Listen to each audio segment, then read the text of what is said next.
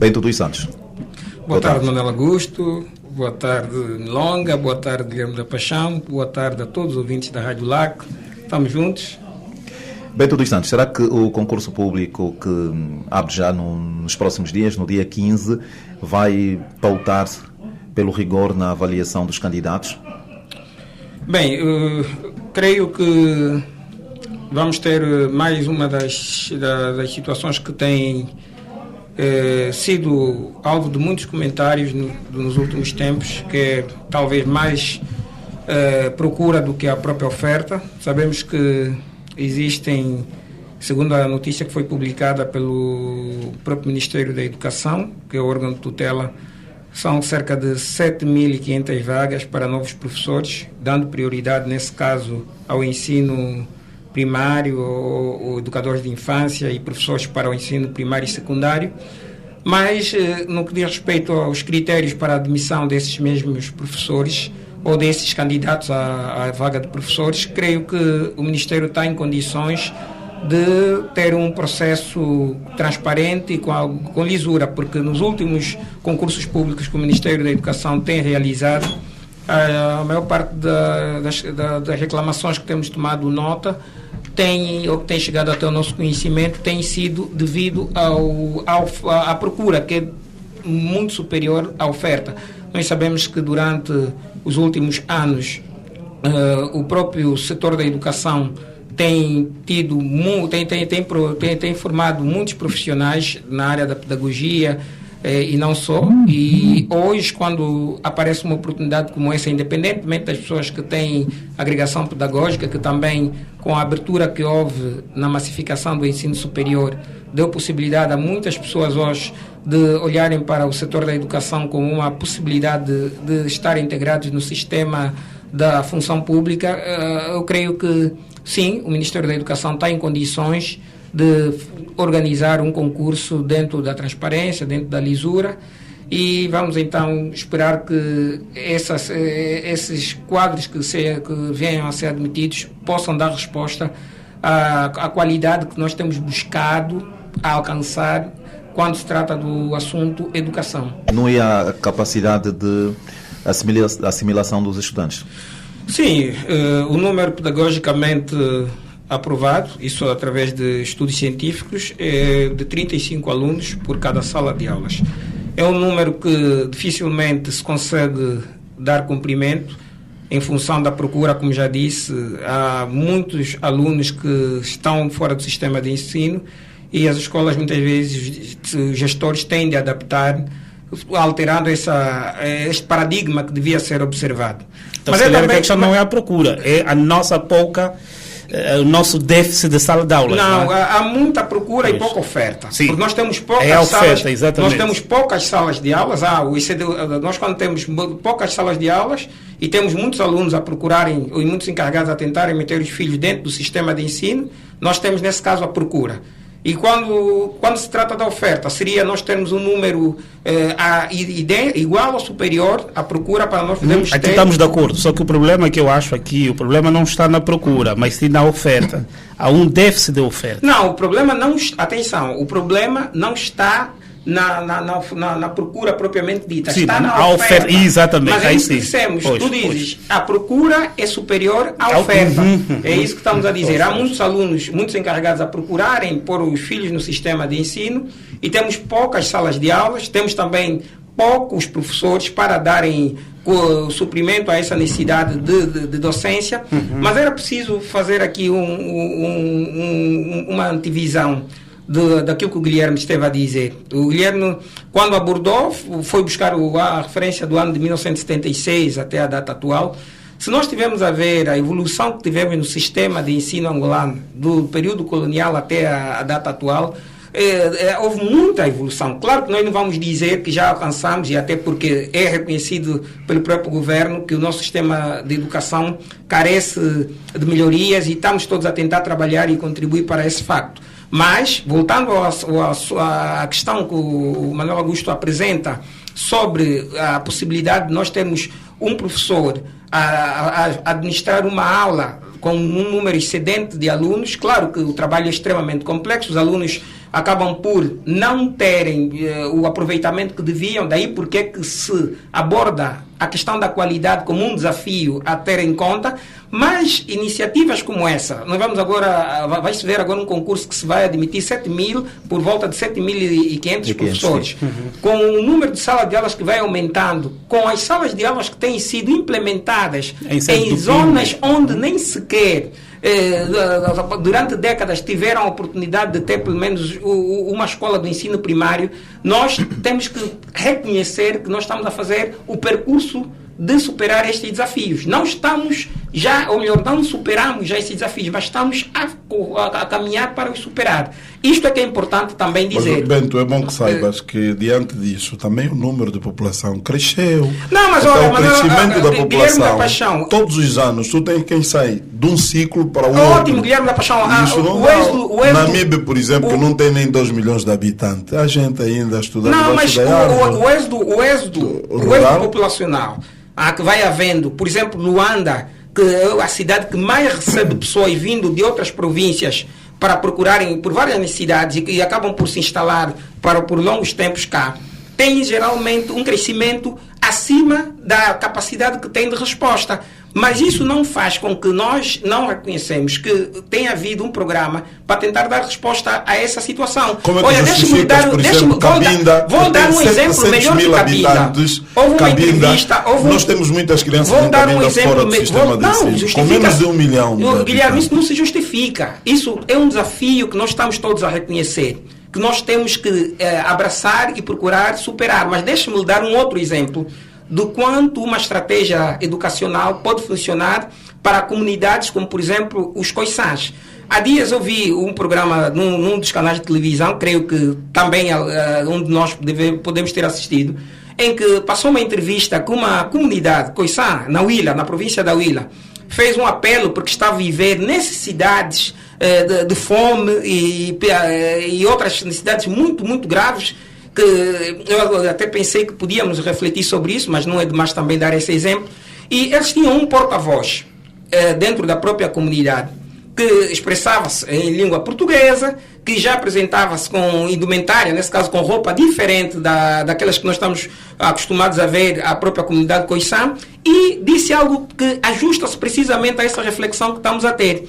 Disse que os estudantes na comunidade, por causa da fome, estão a abandonar as salas de aulas. Eu creio que o Guilherme da Paixão deve ter visto também esta reportagem. Eu fiquei satisfeito e triste. Triste porque estavam a apresentar uma necessidade que carece de apoio do governo, espero que assim esteja a ser feito, mas satisfeito porque fiquei a saber que uma comunidade como aquela, que é o grupo de Coiçãs, já tem salas de aulas onde não tinham. Já estão a ser, inclusive, a passar por um processo de socialização, vão ter acesso a conhecimento e essa comunidade, essa sociedade poderá desenvolver e talvez atingir níveis de produção e outras técnicas que eles não conheciam.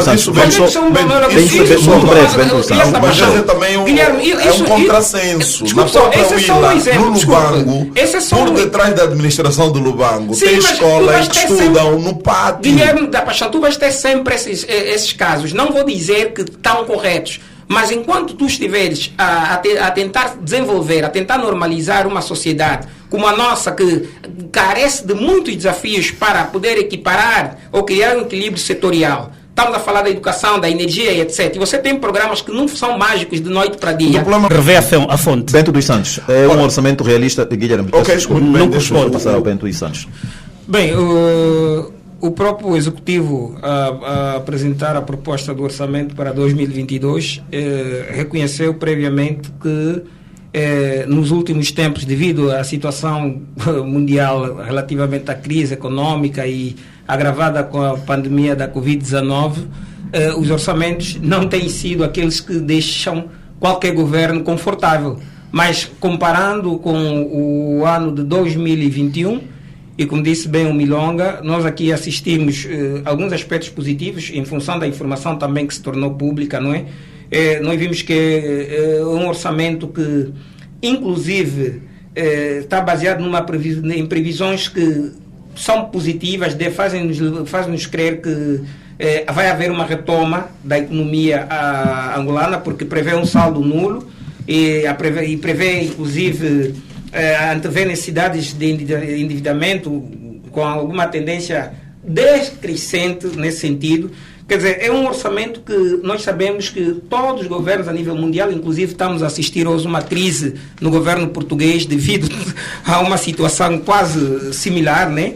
É um orçamento que, em função de situações piores que já estivemos, há uma melhoria. E como é que analisa essa fraca aposta no setor da saúde? Não, é aqui, olha, eu comungo com o raciocínio do Milonga. Eu estive a ouvir com muita atenção a intervenção do Guilherme da Paixão, mas também fiquei estupefacto. A princípio, o orçamento deve ser discutido na especialidade, mas eu fiquei preocupado porque as informações que o Guilherme da Paixão estava a passar relativamente ao descréscimo dos orçamentos para setores como da saúde e a educação não condizem. Por exemplo, nós sabemos que a saúde vai ter prevê-se um orçamento com um peso de 9,4% sobre a despesa fiscal primária e a proteção social. Então, eu acho que ainda muito tem que se dizer a nível de detalhes sobre esse orçamento. Os dados estão aqui. É uma informação... sim, mas é aquilo que o Milonga disse. Quem fizer homem pode ter falhado. E por que tem que estar acertados os dados que vocês trazem? Não, porque eu estou a ler o relatório da fundamentação, que é o documento que entrou na Assembleia Nacional. Uma coisa é a teoria... Diga-me, desculpa. É o documento que entrou na Assembleia Nacional, que é o relatório da fundamentação.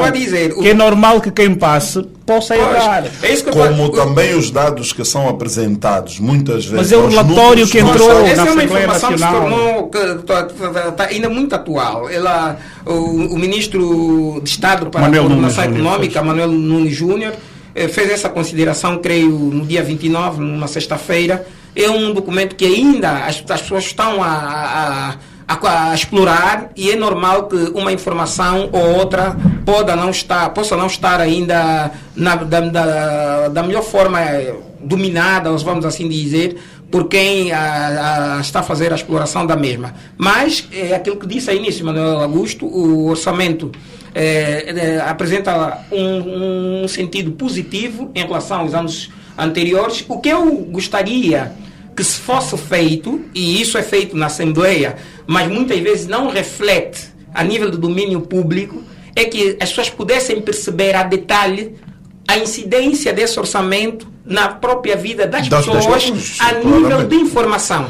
Porque é um relatório muito técnico. Sim, ele é muito técnico, e por isso é que... Daí que nós devíamos ter debates televisivos e radiofónicos. E os debates precisam ser sectoriais. Por exemplo, o Guilherme da Paixão levantou a questão da saúde. Era preciso explorar ao pormenor o que a saúde tem e se contempla a que subcontas ou a que contas. Vamos supor, o Guilherme da Paixão... Não, nisso que estás a dizer, não deixas ter razão. Por exemplo, a saúde teve neste orçamento maior bolo em relação ao Ministério da Educação e do Ensino Superior juntos. Mas dentro da saúde, a malária, por exemplo, foi reduzida a 50%. É isso que precisamos saber. Não, ali quando tem que haver uma discussão dos setores. Mas o Manuel, como dizia, que a malária, se nós compararmos com outras doenças, há esse problema. Mas não estamos a dizer que no cômputo geral, e é isso que diz que tem que ser a miúdo discutido, que a saúde ficou com menos. Não, até cresceu, tem mais. Mas mesmo este mais, passa a redundância, há setores que, do nosso ponto de vista, afetam diretamente o cidadão. Foi-lhe reduzido agora. Mas agora é necessário nós sabermos qual foi a estratégia que levou o Ministério da Saúde a reduzir o bolo da malária. Muito recentemente, tem que justificar. Nós estivemos a falar, todos nós tomamos a boa notícia, tomamos conhecimento da boa notícia da vacina que reduz 30%. Aqui também. Nós sabemos que... Mano, recebi uma mensagem ontem, eu tenho aqui a foto, vou-vos mostrar. Uma menina de 17 anos morreu com malária no Cazenga. A malária está a matar e mata mesmo. Está a matar muito mais que a Covid. E lamentamos a morte desta menina e de todas as pessoas que padecem desta doença, principalmente as crianças. É filha de um famoso rasta, Mudieto, no Cazenga. Mas talvez a estratégia esteja agora mais direcionada para, como disse, para a prevenção. Talvez a estratégia esteja, e a prevenção aqui pode-se especular, vou usar mesmo esse termo, a aquisição de lotes de vacina, pode-se especular a aquisição de de mosquiteiros, estamos a falar tudo de forma subjetiva, mas precisamos do detalhe para nós podermos ter mais propriedade ao explorarmos essa informação, porque a fazer comentários como estamos a fazer às cegas, acabamos por especular, e isso acaba por não ser muito positivo. Obrigado. Teremos aqui, sim, senhora Guilherme da Paixão. Vamos passar para o próximo tema, a exoneração de Nelito Equique do cargo de secretário provincial da UNITA aqui a nível do nosso país, em função do acórdão do Tribunal Constitucional. Isaías Samacuva teve que exonerar-se e fazer algumas mexidas, passa aqui a expressão, na UNITA, exonerou e nomeou novos membros, e uma das pessoas que foi exonerada foi o Nelito Equique, tal como fizemos menção. Bento dos Santos, como um cidadão, Nelito Equique desempenhou bem as suas funções em Luanda? Nelito Equique foi primeiro secretário em Luanda, da UNITA, da UNITA, do partido UNITA, aqui na província de Luanda. Bem, se foi exonerado, como nós dissemos a semana passada, as pessoas quando são nomeadas... Mas nunca acompanhou o trabalho do Nelito Equique? Bem, eu vou lá chegar. Acompanhar como tal, não. Agora, sofrer das consequências, talvez. Agora, deixe-me dizer, a semana passada... de consequências do Nelito? Sim, porque os engarrafamentos que causam, muitas vezes, quando se promove determinados atos que invertem a normalidade social, acabamos todos por sofrê-los, não é? Pagamos de forma direta ou indireta os atrasos e essas coisas todas. Então, na sexta-feira queria ir ao Benfica, não consegui passar no Futungo. Havia, parece, camaradas reunidos e não deixaram passar nesta... Pois, mas creio que não é esse o caso que veio nesse momento. Como dizia, as pessoas são nomeadas e são exoneradas. Mas o Bento dos Santos faz essa colação por quê? O Nelito Equique é que criava congestionamento na cidade, em Luanda? O que estamos a saber relativamente à UNITA é aquilo que torna-se público. Primeiro, que fique claro, para não sermos vistos como intransigentes ou outros termos qualquer. São notícias que estão a ser veiculadas pelos órgãos de comunicação social e chegaram até o nosso conhecimento e passaram a ser de um facto público. Agora, o presidente da UNITA, Isaías Samacuva, como alguém que tem o poder de fazer gestão dos seus quadros... Já coloquei 3 ou 2 questões ao Bento dos Santos, mas não responde. A primeira que eu gostava... Antes ainda de continuar, o que eu gostava mesmo de saber, desempenhou bem o Nelito Equique e as suas funções? Se foi exonerado, creio que não. É isso que eu quero dizer, porque quem ou no mínimo, se foi exonerado para ser promovido para algo que ainda não sabemos, né, que tem que ser do nosso conhecimento, então vamos saber que, olha, ele foi tirado de um certo cargo que tinha e foi promovido para um outro. Agora, se foi exonerado, e não sei nesse momento qual é a ocupação que tem, não sei se foi promovido ou não, porque eu não acompanho... Continua como deputado. Ainda não mas antes de ser exonerado já era deputado. Também já era deputado, sim. Então acumulava 2 cargos, era deputado e era primeiro secretário. Então quer dizer que ele perdeu, a nível da ascensão, houve aqui um descrédito. Então quer dizer que ele baixou e certamente a UNITA, não o presidente Isaías Samacuva, mas talvez a própria UNITA, avaliou e por qualquer motivo exonerou-lhe, né? Mas, Bento dos Santos, não acha que já é a altura do MPLA mudar o quadro, deixar de apresentar apenas um candidato ou apoiar um candidato e deixarem aberto para que os militantes escolham livremente quem querem que fique na liderança do partido? Bem, os partidos políticos, até onde sabemos, têm a sua metodologia interna, independentemente de questões que depois transcendem para o espaço público. E na semana passada, quando não foi feita, coincidentemente, uma pergunta quase como esta, se o MPLA tinha mudado o discurso em função da atual realidade, na possibilidade de haver mais candidatos, eu mantenho a mesma resposta que já havia pronunciado a semana passada. Os estatutos do MPLA não foram alterados ainda. Vai haver um congresso em dezembro, no período de 9 a 11, e a possibilidade de vários candidatos concorrerem continua em aberto.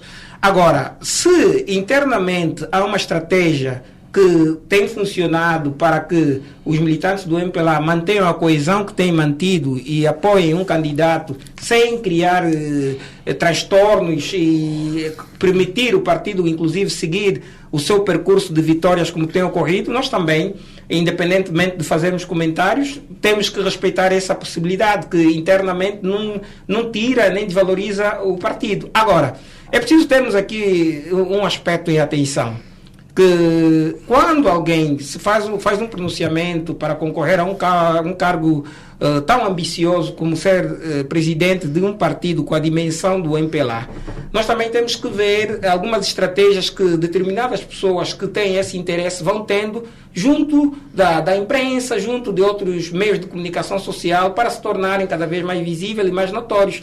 E disse bem o Milonga que a gente, quando alega uma determinada acusação, deve provar em factos e deve recorrer às instituições que velam para a sua consistência e a sua implementação. Portanto, nessa altura, e disse a semana passada e reitero, a questão de impugnação parece estar na moda. Houve partidos que tiveram menos atentos e tiveram imaturidade e permitiram que isso ocorresse no seu interior, através do Tribunal Constitucional. Vamos esperar que os partidos... Mas é uma garantia que se assiste... Sim, mas é uma garantia estatutária. É uma garantia estatutária. Ninguém vai tirar isto. Por isso é que, Milonga, por isso é que a princípio disse que os estatutos, por exemplo, do MPLA mantêm-se ainda. No Congresso pode-se alterar os estatutos e os militantes têm o dever de conhecer o estatuto e fazerem recurso ao mesmo para verem os seus direitos, assim como eles têm os seus deveres também a serem observados. Agora, devemos lutar para sermos cada vez mais autónomos. Manuel Augusto, estou mesmo já na pontinha e deixe-me dizer que senti-me extremamente triste por ouvir um angolano como Guilherme da Paixão não reconhecer os feitos heróicos daqueles que lutaram e deram a sua vida. Eu disse que nós temos independência política, mas nós somos dependentes. Somos independentes politicamente.